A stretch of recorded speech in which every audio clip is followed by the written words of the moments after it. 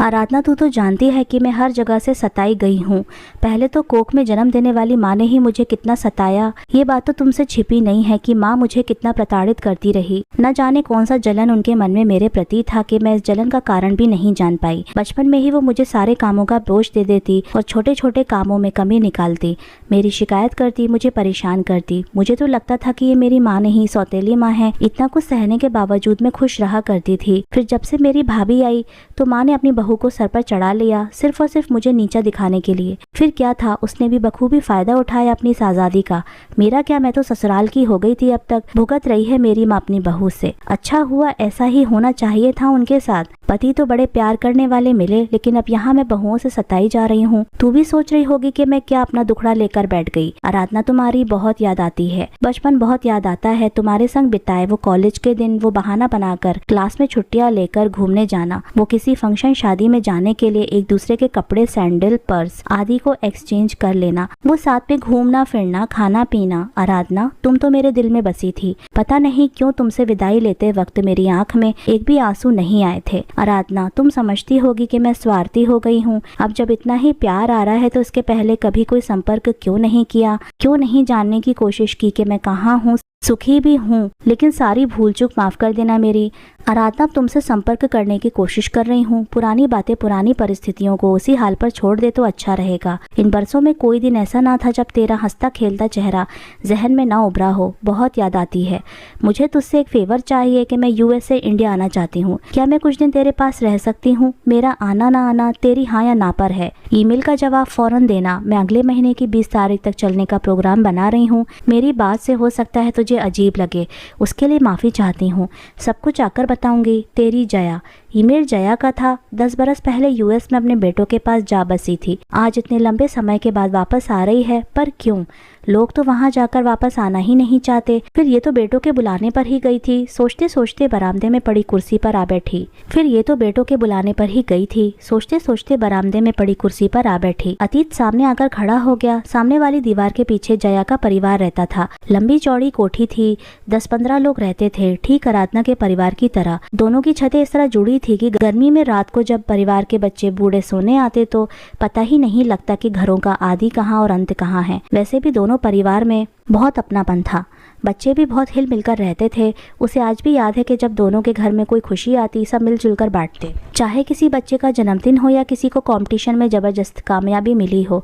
आराधना और जया एक ही स्कूल में नौकरी करती थी। दोनों ने अपने और बच्चों से जुड़े किसी भी फैसले को कभी अकेले नहीं लिया। स्कूल से रिटायर होने के बाद भी वो एक दूसरे की सलाह लेने में कोताही नहीं करती थी। आराधना के 2 बेटे हैं तो जया 3 बच्चों की माँ है। कोई वक्त था जब पढ़ाई में दोनों के बच्चों में होड़ सी लगी रहती, जिसे देखकर दोनों परिवारों के दूसरे बच्चे भी इस होड़ में शामिल हो जाते। दोनों सहेलियों ने बच्चों को उज्जवल भविष्य के सपने देखे थे। वक्त के साथ सपनों में रंग भरने लगे। वैसे भी टीचर्स के बच्चों की सोच में सिर्फ और सिर्फ करियर होता है। आराधना के दोनों बेटों ने इंजीनियरिंग की और बाहर का रुख कर लिया। जया के तीनों बेटे भी मेडिकल की पढ़ाई करके अमेरिका चले गए। कुछ वर्षों के बाद तीनों भाइयों ने मिलकर एक हॉस्पिटल का शुभारंभ किया। बेटों की तरक्की से दोनों माएँ खुश थी। यही नहीं, दोनों के परिवारों के बाकी बच्चे भी अच्छी नौकरी लेकर दूसरे शहरों में जा बसे थे। इतने बड़े घर में केवल आराधना व आराधना के पति मनोज थे। उधर जया व उसके पति पवन रह गए थे। दोनों को रिटायर होने में समय था। सबके दिमाग में यही प्रश्न था कि रिटायर होकर वो कहाँ क्या करेंगे। बच्चों ने नए देश व माहौल में अपने को ढालने में देर न लगाई। दोनों दंपति जानते थे कि अब बच्चे वहीं बसेंगे, कोई यहाँ बसने नहीं आएगा। आराधना के बेटों ने मम्मी पापा को अमेरिका आकर बसने का प्रस्ताव रखा। उन्होंने पहले तो इस प्रस्ताव पर ध्यान नहीं दिया, पर जब बेटों ने बार बार कहा तो मनोज ने पत्नी से कहा, बच्चों की भावनाओं को मैं समझता हूँ, पर ये समझ लो हम कहीं नहीं जाएंगे। जहाँ हम रह रहे हैं वही ठिकाना ही हमारा सम्मान है। साधु अपनी कुटिया में रहता है तो चंद लोग उससे मिलने आते हैं। कुटिया छोड़कर घर घर भीख मांगने जाएंगे तो लोग धुतकार भी सकते हैं। सो हम अपनी इस कुटिया में ही हैं। भले ही जिसको हमसे मिलना है यहाँ आकर मिल जाए, और फिर हम बूढ़े पेड़ की तरह हैं, एक जगह से उखड़कर दूसरी जगह की मिट्टी में नहीं जम सकते। चिड़िया अपने बच्चों को उड़ाना सिखाती है, सदा उनके साथ उड़ती नहीं है। ये देखकर कि उन्होंने उड़ना सीख लिया है, वो उन्हें आज़ाद छोड़ देती है। हमने भी हमारे बच्चों को अच्छी शिक्षा व संस्कारों के मजबूत पंख दिए हैं। उन्हें अब हमारी जरूरत नहीं है। हम दोनों ही अपने तरीके से जीने के लिए लिए आज़ाद हैं। बच्चे इस बात को नहीं मानते। उनका कहना था कि आप दोनों का शरीर इस उम्र में आने वाली तकलीफों को कैसे झेलेगा, कोई तो साथ होना चाहिए ना, या हमारे पास होगे तो तुम किसी अनहोनी का डर तो नहीं होगा। बच्चों की मजबूरी और मनोज का स्वाभिमानी तर्क दोनों ही अपनी जगह ठीक था। पति के हट के आगे बच्चों को घुटने टेकने पड़े। इधर जया व उसके पति पवन की सोच इनसे अलग है। उनके बच्चों ने जब दोनों को अमेरिका आने का निमंत्रण दिया तो वो मना न कर सके। आराधना, मेरे तीनों बेटों ने एक हॉस्पिटल खोला है। बड़े हॉस्पिटल के मालिक होने के साथ एक होटल भी खरीदा है। होटल का उद्घाटन हमारे हाथ से कराना चाहते हैं। हम दोनों के ना जाने पर बच्चे नाराज हो जाएंगे, सो हमने भी सोचा है कि हम सब कुछ बेचकर वहीं बच्चों के पास क्यों ना रहें। जाने से पहले जया सहेली से मिलने आई थी, बहुत खुश थी। अमेरिका जाने की खुशी से चमकती आंखों में ना जाने कितने ही सपने थे। मुझे भूल तो नहीं जाएगी ना? जया ने पूछा। नहीं, कभी नहीं। जब जी करे तो फोन कर लेना, मैं यहीं हूँ, यहीं रहूंगी। तेरी ये सहेली तेरे वापस आने का इंतजार करेगी, आराधना ने उसे गले लगाते हुए कहा। जाने के बाद आराधना सोच रही थी कि क्यों उसने जया से कहा कि तेरे वापस आने का इंतजार करूंगी। कहीं बुरा ना मान गई हो। इस बात को 10 साल हो गए हैं। लगता है जया से मिले सदियां गुजर गई हैं।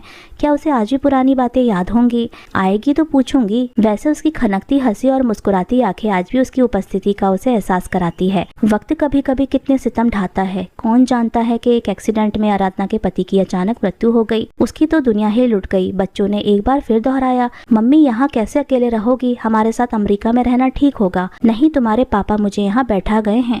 इस घर में आज भी तुम्हारे पापा हैं, उनके साथ जुड़ी यादें हैं। मुझे अभी यहीं रहने दो। सुमित और अमित माँ के मन की दशा को समझते थे, सो चुप रहे। हाँ, एक पुरानी काम वाली व उसके बेटे से कहा, आज से तुम दोनों हमारे घर में ही रहोगे। कोई तो हो जो माँ के साथ हो।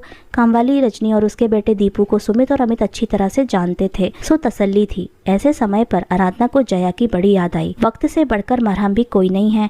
फिर भी बच्चों ने सलाह दी कि मम्मी को कोई काम पकड़ना चाहिए, काम में व्यस्त रहेगी तो मन लगा रहेगा।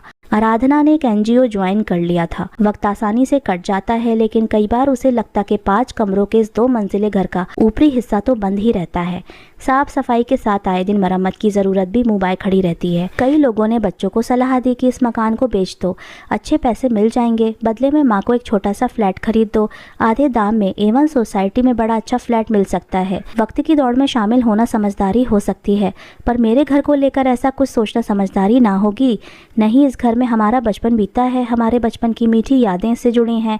ये घर हमारे दादा दादी का धरोहर है, इसका कोई मूल नहीं है। बेटों के मुंह से पति की भाषा सुनकर आराधना को बड़ी खुशी हुई। क्यों ना हम ऊपर की मंजिल को किराए पर चढ़ा दे? बेटों ने प्रस्ताव रखा। ये ठीक रहेगा, चहल पहल भी रहेगी और आमदनी भी होगी। आराधना को बात पसंद आई। ऊपर की मंजिल में एक लाइब्रेरी है जिससे एक ट्रस्ट चलाता है, किराया भी अच्छा मिल जाता है। ये बच्चों की सूझबूझ से हुआ है। इस बीच आसमान में बादलों के गरजने की जोरदार आवाज आई तो आराधना के विचारों का सफर खत्म हुआ। आज जब आराधना को जया का मेल आया तो वो लाइब्रेरी में ही थी। ट्रस्ट के मैनेजर कई बार उससे कह चुके हैं कि मैडम हमें कोई लाइब्रेरियन बताइए, हमारे पास कोई लाइब्रेरियन नहीं है। आराधना सोच रही थी कि काश आज जया होती। ईमेल फिर से पढ़कर सोचने लगती है क्या जवाब दूं। प्रिय जया, तेरी तरह मैं भी तुझे कभी नहीं भूली। ये दिल, घर का ये दरवाजा हमेशा तेरे ही स्वागत में खुला हुआ है। ये हिंदुस्तान है, यहाँ लोग किसी के घर पूछ पता कर नहीं आते। फिर तूने क्यों पूछा? शायद विदेशी सभ्यता में ढल गई है। आएगी तो कान खींचूंगी। तेरी आराधना। एक दिन सुबह सुबह दरवाजे पर जया को देखकर आराधना चौंक पड़ी। अरे ये कैसा सुखद संयोग है। लो, तूने ही तो मुझे याद दिलाया था कि ये हिंदुस्तान है, बस मुंह उठाए चली आई। कोई शक नहीं, आराधना ने देखा तो दोनों के मिलन सुख में जया के नयन कटोरे छलछला रहे हैं। आराधना भी अपने को रोक न सकी। दोनों सहेलियां बहुत देर तक अनकहे दुख से एक दूसरे को भिगोती रही। पतियों की बातें, उनकी मृत्यु का दुखद आगमन, फिर बच्चों की बात पर जया चुप हो गई। आराधना को कुछ अजीब सा लगा तो आगे कुछ न बोल सकी। सोचा कि थकी है, शायद थकान उतरेगी तभी सामान्य हो पाएगी। बच्चों की बातें फिर कभी हो जाएंगी। जया को आए 1.5 महीना गुजर गया था, पर चेहरे की उदासी ना गई। हंसता खिलखिलाता चेहरा, जैसे वो अमेरिका में ही छोड़ आई थी। क्या तुझे यहाँ मेरे घर में कुछ परेशानी है? आराधना के मन में कहीं अपराध बोध भी था। अरे नहीं, बस यूं ही। जया बात को टालना चाहती थी। एक दिन एनजीओ से लौटी तो देखा जया फूट फूट कर रो रही थी। उसे रोता देखकर आराधना घबरा गई। क्या हुआ, बताती क्यों नहीं? मुझसे तो कहती है कि मैं तेरी सहेली हूँ, फिर क्यों अंदर ही अंदर घुट रही है? ये सुनकर जया का रोना और तेज हो गया। आराधना ने उसे झकझोर कर कहा, मैं जो समझ पा रही हूँ वो शायद ये है कि कोई ऐसी बात तो ज़रूर है जो तू मुझसे छिपा रही है। वैसे मैं होती कौन हूँ ये सब पूछने वाली? मैं तेरी सहेली ही तो हूँ। बहुत बदल गई है तू। आराधना, नहीं, ऐसा मत कह, तू ही तो है जिससे आज तक मैंने हर बात साझा की है। वो बताने लगी, 10 साल पहले हमने इंडिया छोड़ने से पहले भोपाल में फ्लैट खरीदा था, ये सोचकर कि हम कभी इंडिया आएंगे तो ठाठ से रहेंगे। जाते समय फ्लैट की चाबी जेठानी के बेटे दीपक को दे गई थी। यहाँ आने से पहले मैंने दीपक से फ़ोन पर कहा, साफ सफाई करा कर रखना, मैं इंडिया आ रही हूँ। काफ़ी समय से मैं उसके संपर्क में हूँ। कुछ दिनों पहले कहता था घर तैयार नहीं है, आज फ़ोन किया तो बताया, आंटी वो मकान मैंने बेच दिया है, जल्दी दूसरा खरीद लूँगा, मुझे 1 महीने का समय दो। आराधना मैं तो कहीं की नहीं रही, पहले तो मेरे बच्चों ने धुतकार दिया, अब यहाँ ये सब। क्या बेटों ने तुझे धुतकारा? मुझे कुछ अंदाज़ा तो था, लेकिन आज 1.5 महीने से अंदर ही अंदर किसी दर्द को लेकर तू तड़प रही है। आराधना ने मन की बात कह दी। हाँ, आज मैं तुझे सारी कहानी सुनाऊंगी। 10 वर्षों पहले मेरे बेटों ने खूबसूरत साजिश रची थी। हम दोनों को इमोशनल ब्लैकमेल करके हमें अमेरिका आने का निमंत्रण दिया। हमने निमंत्रण स्वीकार कर लिया तो कहा, आप दोनों के नाम से एक होटल खोलना चाहते हैं, इसमें आपका शेयर भी होगा। पवन को लगा बच्चों ने ठीक सोचा है, घर का पैसा घर में ही रहेगा। कुछ पैसों से हमने भोपाल में फ्लैट खरीद लिया, जिसके बारे में बच्चों को आज भी जानकारी नहीं है। हाँ, कुछ पैसे हमने यहाँ बैंक में भी छोड़ दिए थे। अमेरिका पहुंचकर हम दोनों की खुशी दोगुनी हो गई जब पता लगा कि हम दोनों दादा दादी बनने वाले हैं। बड़े बेटे तन्मय के घर मेहमान आने वाला है, सोचकर मैंने बहू को अपने गले की चेन देने का मन बना लिया। बहू के घर बेटा हुआ, मेरा दिल बहुत खुश था। बहू की सेवा में मैं दिन रात लगी रहती थी। बच्चा 6 महीने का तो हो गया तो बहू ऑफिस जाने लगी। दिन भर बच्चा मेरे पास रहता। रात को बहू के आने पर मैं रसोई में घुस जाती, पर अब तक मैं थककर चूर हो चुकी होती थी। बच्चा 2 साल का हो गया तो नर्सरी जाने लगा। मैंने राहत की सांस ली। तभी एक दिन छोटी बहू का फ़ोन आया, माँ जी आप फिर से दादी बनने वाली हैं, मैं आपको लेकर आ जाऊंगी। ठीक है। बहू की बात सुनकर मन तो बहुत खुश हुआ, पर याद आया कुछ दिनों पहले तो बेटे ने बताया था कि इंडिया से मेरी सास आई हैं, कुछ महीने रहेंगी। क्या बहू अपनी माँ को प्रसव तक नहीं रोक सकती थी? पहली बार मुझे लगा कि इन लोगों ने मुझे फालतू समझ रखा है, पर मैं चुप रही। छोटे के घर में बेटी ने जन्म लिया। मैं पिछला सब कुछ भूलकर फिर से अपनी पुरानी फॉर्म में आ गई। सोचने लगी मेरे पास और काम ही क्या है, ये तो अपने बच्चे हैं। जब मैं नौकरी करती थी तब मेरी सास बच्चों को संभालती थी। मैं कुछ अनोखा तो नहीं कर रही हूँ। हाँ, ये ज़रूर था कि अब मैं पहले की अपेक्षा थकने लगी थी। मेरी थकान से जिसे सबसे ज़्यादा तकलीफ होती थी वो मेरे पति थे। वो कहते थे कि सारा दिन खटती हो, बिल्कुल नौकर माई बन गई हो। मैं जानती थी कि मेरी तकलीफ पति के सिवा कोई नहीं समझता। एक दिन पवन को दिल का दौरा पड़ा। बहुत कोशिशों के बावजूद उन्हें बचाया ना जा सका। मेरी तो जैसे दुनिया ही उजड़ गई थी। दिन रात अकेले पड़ी रही, रोती रही। कभी कोई बेटा या बहू पूछने भी नहीं आता। कभी कभार छोटी बिटिया मेरे आंसू पोंछकर तोतली भाषा में पूछ लेती, दादी मम्मा आप क्यों रो रही हैं? मन करता खूब चिल्ला चिल्ला कर रोऊं। कितनी दुखी और बेबस हूँ मैं। इन सबसे तो ये 5 वर्ष की बिटिया भली है जो मेरे आंसू देखकर बेचैन हो जाती है। आराधना में बिल्कुल टूट चुकी थी। तब मुझे यहाँ की बहुत याद आई। जी करता पंख लगाकर उड़ जाऊं, इंडिया पहुँच जाऊं। एक रोज़ बीच वाली बहू ने फ़ोन किया, मम्मी अब आप मेरे पास रहेंगी? नहीं बेटा, मुझे माफ़ करो, अब मैं तुम लोग की सेवा नहीं कर पाऊंगी। क्यों मम्मी? मैं अपनी रुलाई न रोक पाई। उधर से बहू ने फ़ोन काट दिया। मैं रोती रही। उस दिन मुझे यकीन हो गया कि इन बच्चों ने मुझे आया नौकर से ज़्यादा कुछ नहीं समझा। पति को गए सिर्फ 6 महीने हुए हैं। मुझे तो 2 शब्द संवेदना के चाहिए। ये फ़ोन पटक कर अपना गुस्सा दिखा रहे हैं। आराधना इस घटना के बाद सबके चेहरे का नकाब उड़ने लगा। मुझे लेकर बहू बेटों में खुसुर फुसुर होने लगी। मम्मी हम तीनों के पास 4-4 महीने रहेंगी। एक बहू बोली, ना बाबा ना। दूसरे ने कहा, तो हम क्या करें उसमें? आराधना बस मैंने समझ लिया है कि यहाँ रुकना ठीक नहीं है, किंतु जाऊंगी कहाँ? कोई ना कोई रास्ता तो निकालना होगा। एक दिन मेरे बड़े बेटे तन्मय ने कहा, मम्मी हम नया हॉस्पिटल खोल रहे हैं, हमें कुछ पैसा चाहिए। पापा के जो 20 लाख जमा है उसमें से 15 लाख दे दो। सोचूंगी। मैंने सोच रखा था कि इन्हें तो अब एक कौड़ी न दूंगी। एक दिन छोटे बेटे ने कहा, मम्मी एक और बात, हम लोगों का छोटे फ्लैट में शिफ्ट होने का इरादा है। ऐसे में हम तीनों के साथ आप ना रह पाएंगी, तो 6 महीने के लिए आप ओल्ड एज होम में रह लो। नया घर बनते ही हम आपको ले आएंगे। मैं निशब्द थी। सारे शरीर का खून निचुड़ गया है। मैंने हिम्मत दिखाई। मन के भीतर जो उमड़ रहा था सब कह देना चाहती थी। सो ठीक है बेटा, तुम सबने मिलकर बढ़िया खेल रचा है। पहले हमें इमोशनल ब्लैकमेल करके बच्चे पालने के लिए यहाँ बुला लिया। 10 वर्षों तक तुम हमसे काम लेते रहे। जब मैंने मानसिक व शारीरिक असमर्थता दिखाई तो ओल्ड एज होम का रास्ता दिखा दिया। अरे गोरों के साथ रहकर तुम्हारे तो खून भी सफेद हो गए हैं। लानत है मुझ पर, मेरी कोख पर, जिसने ऐसी निकम्मी औलादे पैदा की हैं। कहाँ गए वे संस्कार, वे जीवन मूल्य? थू है तुम पर, तुम्हारी शिक्षा पर। मेरी तीखी आवाज़ सुनकर बेटे इधर उधर हो गए थे।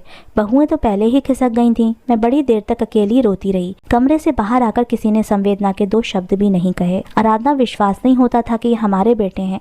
मैंने तय कर लिया था कि मैं इंडिया वापस जाऊंगी, यहाँ रही तो घुट घुट कर मर जाऊंगी। पर सवाल ये था कि जाऊंगी कहाँ, रहूंगी कहाँ। मन के अतीत के पन्ने पलटने लगे। मन की लिस्ट में सबसे ऊपर तेरा नाम था, इसलिए मेल डाला था। इंडिया पहुंचकर क्या मैं तेरे पास रुक सकती हूँ? शुक्र है अंतिम समय अपनी धरती तो नसीब हो गई, नहीं तो किसी ओल्ड एज होम की दीवारों से टक्कर मार मार कर मैं मर जाती। जया अचानक चुप हो गई थी, सिर्फ आंखें बह रही थीं। आराधना अपने को रोक ना पाई। सहेली ने जो कुछ भी झेला है दिल दहला देने वाला है। ठीक कह रही है, यकीन नहीं होता कि ये अपने बच्चे हैं जिनके संस्कारों और अनुशासन का पूरा मोहल्ला दुहाई देता था। उसी परिवार की एक माँ आज बच्चों के दुर्व्यवहार से कितनी दुखी है। आराधना जानती थी रोकर जया का मन हल्का हो जाएगा।